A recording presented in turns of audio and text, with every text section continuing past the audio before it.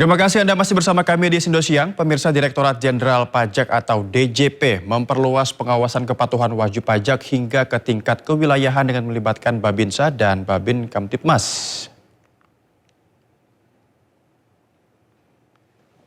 Strategi baru ini tertuang dalam Surat Edaran Nomor SE 8/PJ/2026 tentang pedoman pengawasan kepatuhan wajib pajak yang ditetapkan Dirjen Pajak Bimo Wijayanto pada 15 Juli 2026. Nantinya aparat Babinsa dari TNI dan Babin Kamtibmas dari Polri akan berperan dalam pembangunan jejaring informasi untuk mendukung pengawasan terhadap wajib pajak. Skema pengawasan terintegrasi ini menyasar 3 kelompok sasaran utama, yakni wajib pajak terdaftar, wajib pajak belum terdaftar, serta pengawasan berbasis kewilayahan.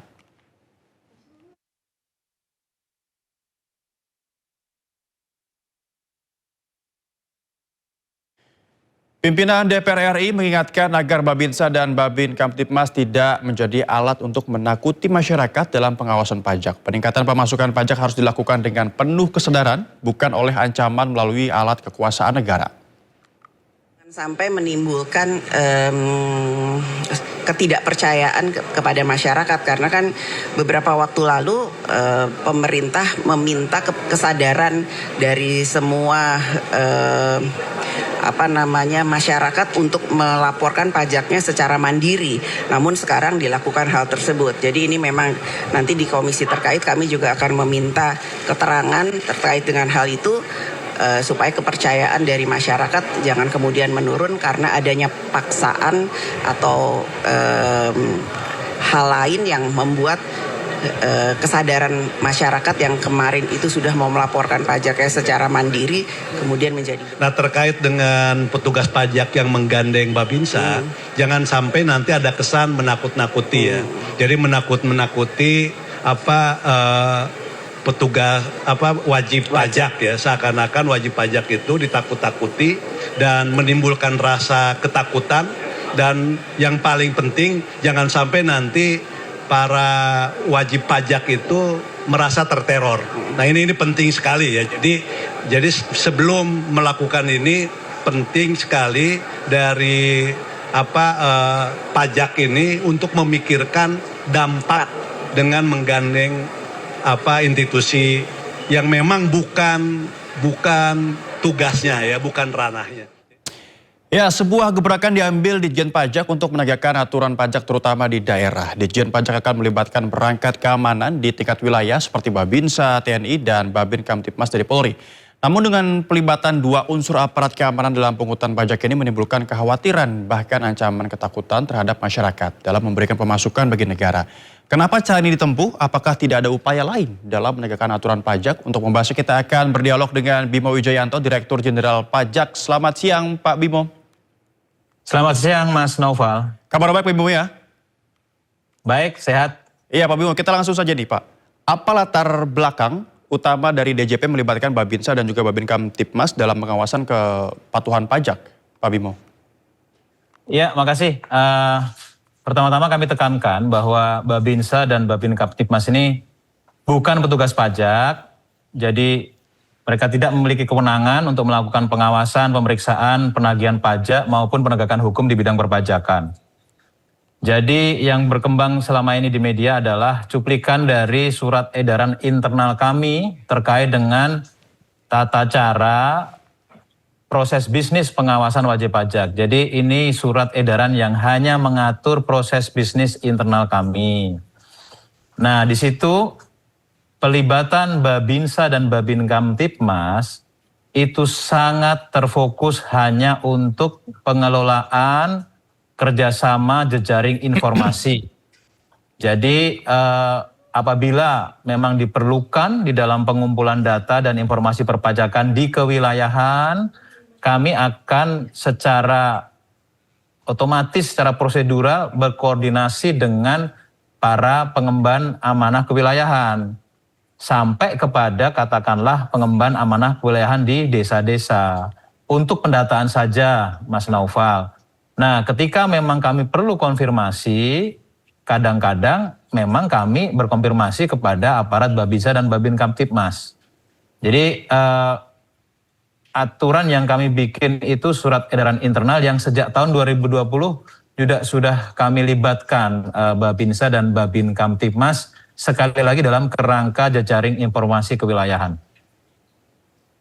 Iya, Pak Bibo, ini kalau boleh tahu batasannya seperti apa gitu? Karena kalau kita melihat ini kan ketika ada pendataan, pastinya nanti ketika ada masyarakat yang tidak membayar pajak, lantas kita bicarakan seperti itulah, nggak bayar pajak, pastinya ada tindak lanjut dari Babinsa ataupun juga Babin Kamtibmas. Nah ini sejauh mana aparat ini ikut andil dalam pembayaran pajak seperti itu, Pak Bimo?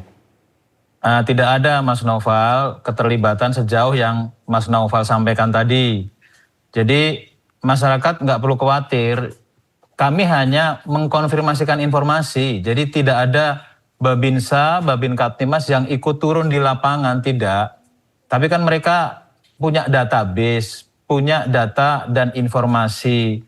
Nah misalnya kami mengecek benarkah di kecamatan, di kelurahan, di RT RW A ada misalnya pabrik tahu misalnya. Nah, kita kalau memang kita diperlukan konfirmasi dan tidak wajib, bisa. Ini kan semua yang namanya surat edaran internal itu kan mengatur bahwa informasi bisa didapat dari A, B, C, D. Nah ini salah satunya saja. Apabila memang sudah didapatkan keyakinan akan informasi, misalkan dari pihak kelurahan misalkan, sudah, karena kan begini ya Mas, kadang-kadang pendataan alamat dan nomenklatur tempat kedudukan di Indonesia ini nggak standar gitu. Ada yang mencantumkan RT RW, ada yang tidak misalkan. Ada yang mencantumkan jalan dan gang, ada yang tidak mencantumkan. Jadi kadang-kadang yang seperti ini yang membutuhkan konfirmasi di lapangan. Oke, Pak, ini kalau kita boleh tahu skemanya dari kerjasamanya seperti apa dari lapangan antara petugas pajak, terus Babinsa, terus sama juga Babin Kamtibmas. Ini skemanya seperti apa? Boleh diringkas nggak Pak? Seperti apa supaya masyarakat ini lebih paham dan juga lebih tahu, Pak Bimo? Ya, tadi sudah saya sampaikan dengan cukup jelas harusnya. Skemanya itu dalam kerjasama koordinasi jejaring informasi. Full stop, itu aja. Jadi nggak ada turun kemudian dan segala macam, nggak ada. Oke, apakah pelibatan aparat ini ditargetkan untuk seluruh wajib pajak atau hanya menyasar sektor tertentu seperti pelaku usaha informal atau wajib pajak di daerah tertentu, Pak Bimo? Nggak ada. Tidak ada target, tidak ada seperti yang disebutkan sektor tertentu, segmen tertentu. Ini kan sekali lagi kita sudah punya database kita sudah cukup lengkap. Ini hanya surat edaran internal yang mengatur bahwa Direktorat Jenderal Pajak aparatnya bisa melakukan koordinasi jejaring informasi. Apakah itu korespondensi, apakah itu kemudian ada KP 2KP kami, kantor penyuluhan dan edukasi perpajakan kami bisa juga mengadakan misalnya sowan ke Babin, kemudian dialog seperti biasa aja, tapi tidak melibatkan wajib pajak, tidak kemudian mendatangi wajib pajak dan nggak ada. Iya, Pak Bimo, kalau dari DJP sendiri ini langkah apa yang nantinya akan dilakukan dari DJP untuk bisa memberikan rasa aman kepada para masyarakat ini, karena ini melibatkan aparat seperti itu. Bagaimana dari DJP untuk memberikan keamanan ataupun juga menjamin keamanan supaya tidak ada menimbulkan rasa intimidasi kepada masyarakat? Saat ini semua wajib pajak yang aktif terdaftar di dalam sistem Kortex kami, sistem inti administrasi perpajakan kami. Jaminan atas hak dan kewajiban keamanan informasi, kedaulatan data, kerahasiaan data wajib pajak kami jamin di sistem Kortex, sistem informasi administrasi perpajakan kami. Jadi kami sudah sangat meminimalisir yang namanya persentuhan non-online ya, walaupun memang kantor pelayanan kami terbuka 5 hari kerja gitu ya, dari jam 7.30 pagi sampai jam 5 sore gitu. Jadi kegiatan-kegiatan lapangan itu hanya jika memang diperlukan untuk mengkonfirmasi data yang ada di kami. Pak Bibo, ini ada dasar hukum nggak ya Pak ya? Ada surat edaran internal dan itu mengatur internal saja, Mas Noval. Sekali lagi, surat edaran internal. tidak mengatur eksternal sama sekali. Oke, berarti ketika nanti, ini kita tahu ini adalah kebijakan baru. Pasti ketika ada kebijakan baru, ada sesuatu yang miss ataupun juga ada yang berhasil seperti itu. Nah, langkah dari DJP untuk bisa menghilangkan ataupun juga meniadakan penyalahgunaan wewenang dalam pelaksanaan ini seperti apa, Pak Bimo? Ini bukan kebijakan baru, ini surat edaran yang sudah diterbitkan sejak tahun 2020. Kami perbarui tahun 2026 karena memang lingkungan wajib pajak sudah berubah selama 6 tahun surat edaran berlaku. Lingkungan dari sistem internal kami juga sudah berubah, sudah menggunakan Cortex dari yang dulunya itu sistemnya masih sendiri-sendiri. Jadi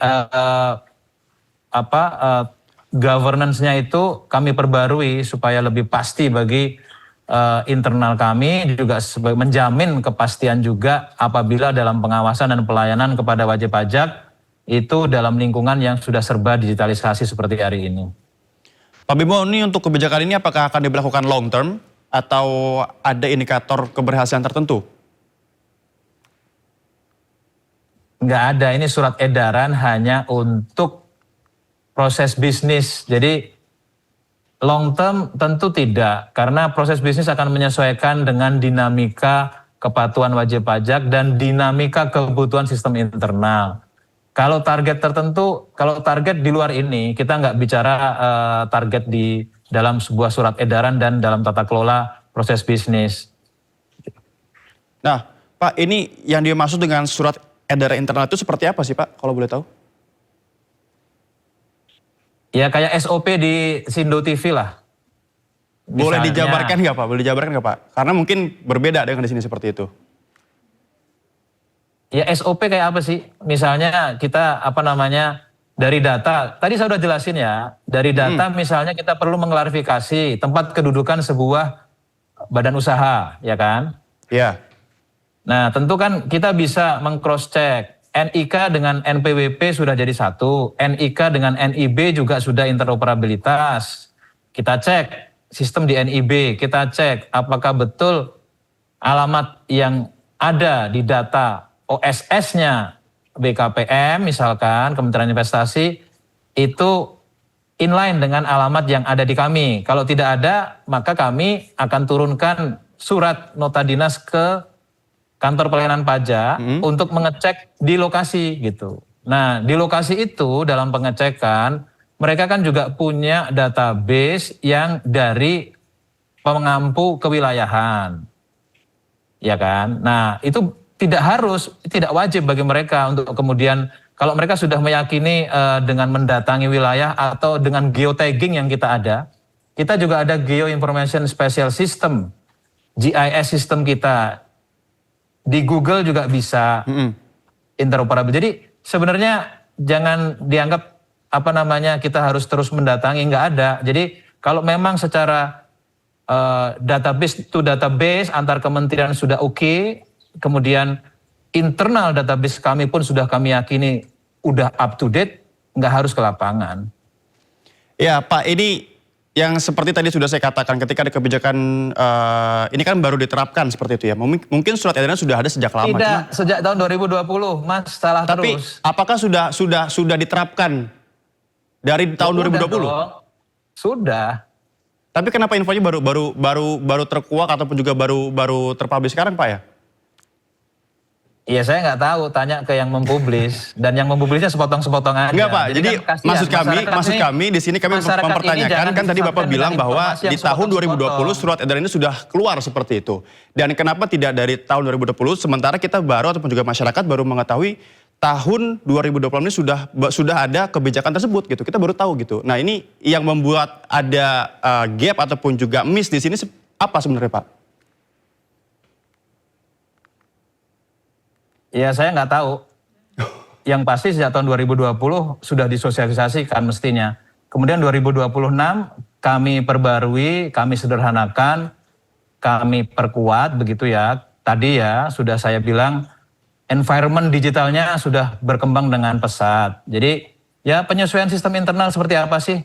Kemudian apakah sistem internal itu harus diketahui oleh masyarakat? Kalau kami terbuka, jadi kan sebenarnya juga nggak harus mengetahui sistem internal. Ada juga beberapa yang memang ya hanya mengatur internal gitu. Kalau Mas nanya kenapa masyarakat baru tahu dan segala macam, rasa-rasanya yang harus ditanyakan ya saya juga nggak bisa jawab gitu. Iya, mungkin yang diinginkan publik adalah di saat ini kita lihat ya Pak, ini kita sangkut pautkan dengan beberapa kasus korupsi yang sudah merebak di Indonesia, berulang kali ada OTT dari KPK. Apakah publik ini sebenarnya rasa ingin transparan kepada pemerintah ini sangat besar seperti itu. Dan kami harapkan dengan ada kebijakan baru ini, adanya informasi yang terbuka terkait apa alasan dari sebuah kebijakan diberlakukan kembali ataupun juga memang diberlakukan baru seperti itu, gitu Pak Bimo. Nggak ada masalah, di pajak.go.id juga bisa dicari informasi-informasi yang diinginkan oleh masyarakat. Dan kami itu kerjasama dengan 90 instansi, lembaga, asosiasi pemerintah daerah, kerjasama pertukaran data, kerjasama untuk aktivitas bersama, kerjasama untuk edukasi. Jadi dengan KPK pun kami juga ada kerjasama dalam konteks sebagai sama-sama sebagai subjek dan objek untuk pembenahan tata kelola di sistem strategi nasional pencegahan korupsi, Stranas PK. Jadi saya rasa ya kalau kami selalu menerima masukan dengan terbuka.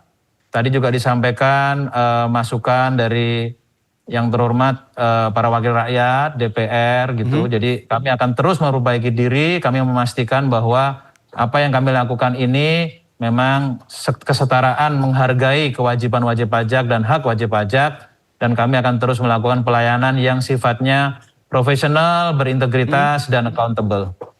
Dan dalam hal ini Pak Bimo, apakah DJP bisa menjamin tidak adanya intimidasi dari pihak Babinsa ataupun juga Babin Kamtipmas tadi di lapangan, Pak Bimo? Ya, kami jamin. Karena Babinsa, Babin Kamtipmas sekali lagi bukan petugas pajak dan tidak memiliki kewenangan untuk melakukan pengawasan, pemeriksaan, penagihan maupun penegakan hukum di bidang perpajakan. Oke Pak, terakhir Pak, jika misalkan nantinya ada penyelewengan seperti itu, pihak DJP bertindak seperti apa, Pak Bimo?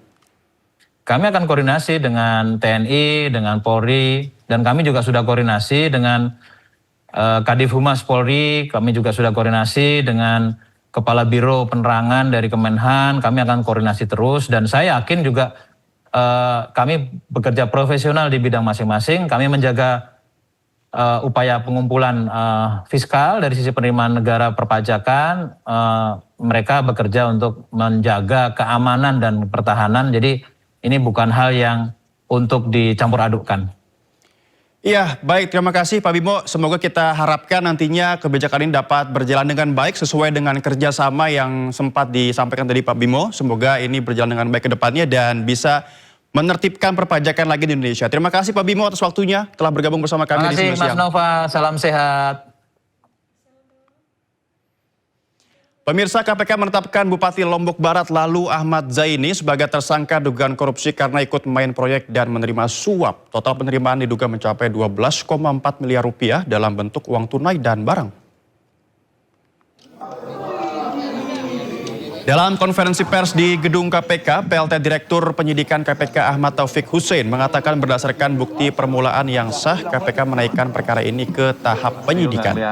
KPK juga menetapkan 3 orang sebagai tersangka, yakni Lalu Ahmad Zaini selaku Bupati Lombok Barat, Sudirman selaku Direktur Utama PT Air Minum Giri Menang Lombok Barat, dan Alfonsus Gani selaku Direktur Utama PT Mekonel System Instrument. Kita mulai ya, teman-teman. KPK menduga kasus ini berawal dari perintah Bupati Lombok Barat ke Kadis PUPR PKP untuk membantu tersangka Sudirman mendapat proyek. Atas proyek yang dimenangkan, Bupati rutin mendapatkan barang, fasilitas, hingga uang tunai. Yang kami sayangi dan selalu bangga. Dari uang-uang yang diterima dari hasil proyek tersebut sejumlah 41 miliar oleh SUD melalui CVDKK diantaranya dialirkan kepada LAZ selaku Bupati sebesar total 10,8 miliar. Ini yang kemudian diketahui selaku kepala daerah ini terafiliasi dengan perusahaan-perusahaan tadi CVDKK. Bahwa selain dugaan konflik kepentingan dalam pengadaan barang dan jasa di Dinas PUPR dan dinas-dinas lainnya, LAZ juga diduga menerima sejumlah uang, barang ataupun fasilitas dari saudara ALG selaku Direktur Utama PT MSI yang merupakan vendor dari PT AMGM yang merupakan perusahaan air minum daerah di Lombok Barat. Pemirsa, penyidik Polda Jabar mengirimkan berkas perkara tersangka Taufik Hidayat ke Kejaksaan Tinggi Jawa Barat Selasa siang. Informasi lengkapnya usai jeda, tetap di Sindo Siang.